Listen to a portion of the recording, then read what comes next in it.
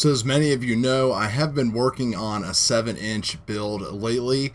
It was the 7-inch floss frame, the floss 3.0. Now I've been waiting for about 2.5 months now for some motors from Banggood, and I've kind of went after them a couple times now, and they finally gave me a tracking number. Looks like they actually just shipped them last week, even though they were supposed to arrive a month ago. So wanted to do a series on 7-inch build tips here, and what we have here now is we have a 7-inch Source 1, and we'll be talking about this a lot in some upcoming videos. Today I just want to talk about motors and just kind of make these videos kind of quick.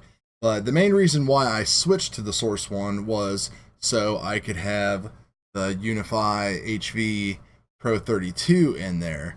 So no other reason why. The floss I'm sure is great. I've seen people pulling really good film with it and everything else, but that was my main reason, just to have a little bit more real estate. So the all-up weight on this build with GoPro, ND, and everything else is about 905 grams. The motors that I actually ended up trying, because I knew that if they didn't work out on this, I could probably use them on one of my 5-inch rigs, are a 2407 1850 stator size.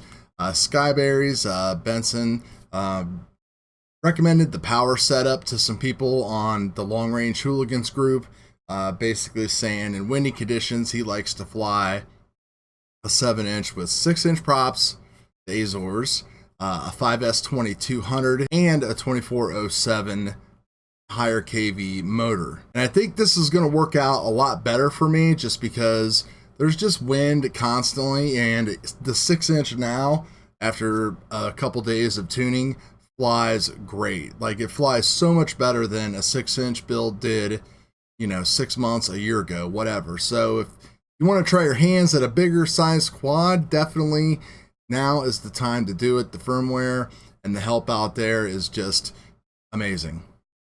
So the bottom line is that, 2306 didn't work, lots of bobbles. 2407, a little bit more stable, but still not 100% there.